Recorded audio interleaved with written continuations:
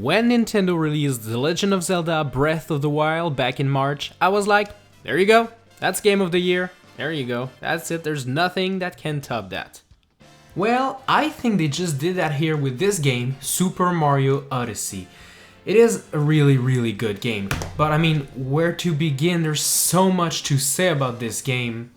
I think I'm gonna just put this hat on and let's begin with that. And as you can see, the hat has eyes, and there's a reason for that. You see, this hat was first revealed back at the Nintendo Switch presentation a couple of months ago, but we had to wait until E3 of 2017 to see what it could do.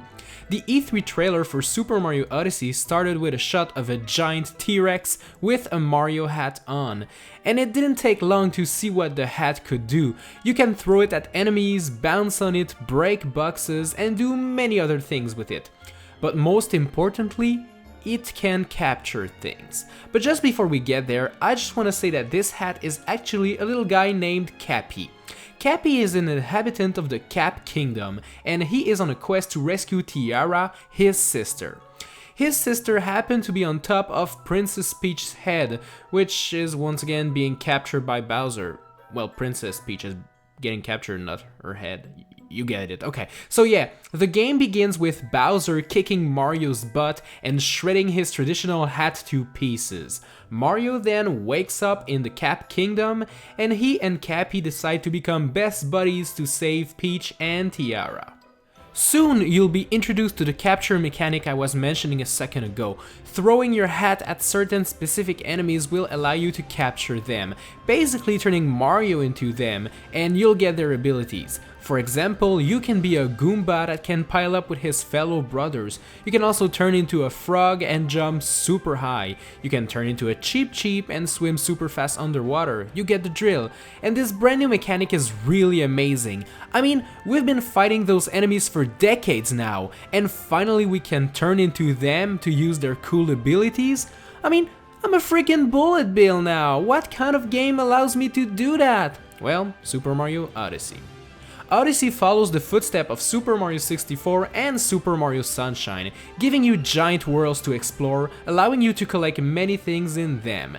Each of the regions you will visit will feature power moons to collect. You've heard that right, you don't collect power stars in this one, but rather power moons. Yeah, I know, freaking genius! I know, Nintendo! Good job! But you know, rather than being separated in episodes like Mario 64, Sunshine, or even the Galaxy games, Mario Odyssey gives you a giant world to explore, and collecting a power moon doesn't bring you back to a hub, so you can pick another episode and start everything back again. No, you collect the moon, you stay right there, you're happy, and you keep playing the game and exploring the world. And that's pretty cool.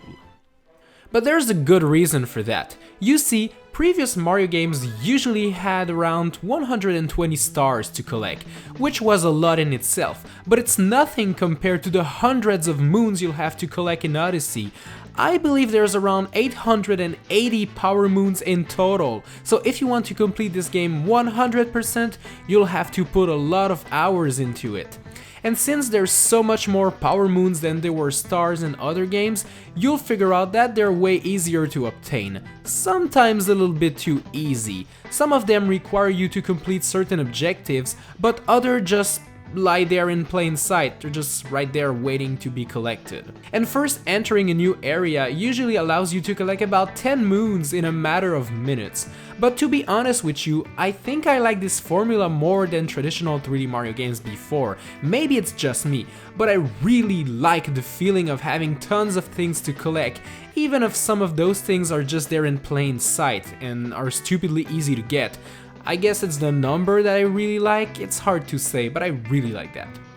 In terms of story progression, well, entering a new area usually gives you an objective to do, usually defeating those annoying rabbits that replace the Koopa Kids, and once you're done doing all of those objectives and collecting a required amount of power moons, you'll move on to the next area and so on. So you can actually breeze through the game very quickly if you don't stop and collect some more power moons, but that's the beauty of it. I mean, you get to experience all of the game really easily, and if you're like me and you like to collect a lot more moons before you move on to the next area, well, you can do that too. To collect power moons, you'll have to do all sorts of crazy shenanigans, like impressing a Goomba lady or collecting musical notes with a limited amount of time. But some of the most creative sections in this game are the 2D classic sections. You see, some of the green pipes you will enter will turn you into 2D Mario, and you'll have to make your way through some classic Super Mario Bros. Section. There's also tons of secrets to uncover in those 2D sections too, so you'll always have to be on the lookout for something. There are power moons everywhere. You really gotta open your eyes and try to find them. Each of the worlds feature 2 sets of coins, your traditional yellow coins and some purple regional coins. For the first time in a mainline Mario game, coins are finally used to buy stuff. Yes, I know, it took them so many years.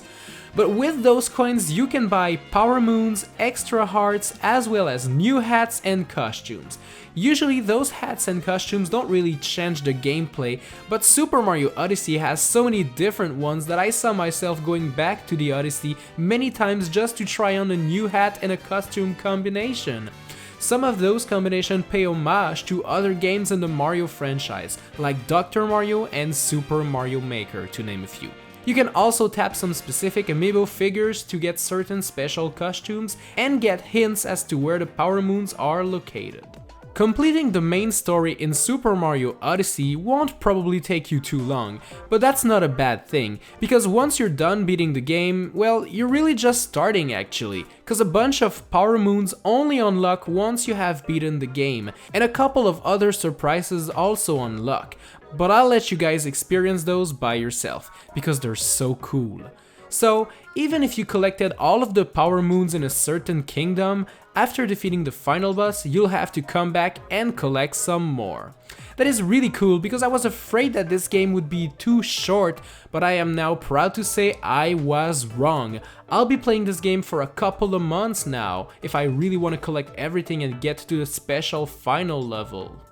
Some of the power moons in Super Mario Odyssey require you to complete specific minigames. For example, there's one that requires you to rope jump a bunch of times, or there's another one where you pilot an RC car and the Super Mario Kart theme plays. Those minigames are so cool, but the coolest part is the fact that the game tracks your time and compares you with other players online via a leaderboard. So basically, this gives the game more replayability. See, I beat Nathaniel, Bendy, and Nintendo at this game because they're really bad at it. But they're gonna try to beat my high score, but there's no way they're gonna be able to, I mean, come on. The game also features a 2-player co-op mode, and with this mode activated, one player controls Mario and another one controls Cappy. And let me tell you that this mode makes the game easy. I mean, now Cappy can basically move anywhere around Mario, grab coins, defeat enemies, and do so much more. It's a pretty fun inclusion and is really reminiscent of Super Mario Galaxy, where a second player could point at the screen using the Wii Remote and attack enemies. It's not the reason you're gonna buy Super Mario Odyssey, but it's definitely a plus.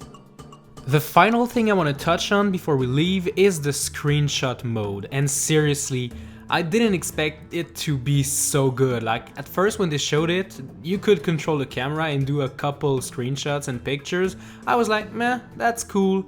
But if you have been following me on Twitter, you know, I use that screenshot feature a lot. I posted so much stuff on Twitter. I'm sorry for spamming you guys, but I really love this feature. It allows you to freeze time and then you look at your picture the way you want. You can add filters, you can add effects. It's so fun, yet so simple. It was definitely one of my favorite features of the game. So in conclusion, I really enjoy Super Mario Odyssey, and every minute I spent playing this game was phenomenal, really good. Also, the ability to play it on the Nintendo Switch in handheld mode, going around everywhere, playing it at school, at home, at work, whatever, it was amazing. It's super fun to be able to play a full-fledged 3D Mario game like that. I mean, anywhere really. So, I mean, if you don't have a Switch, now is the perfect time to buy one and get into it, because, I mean, it's really good, guys. You really need this game and you really need this now. So, that's pretty much it. Thanks for watching, and I'll see you next time.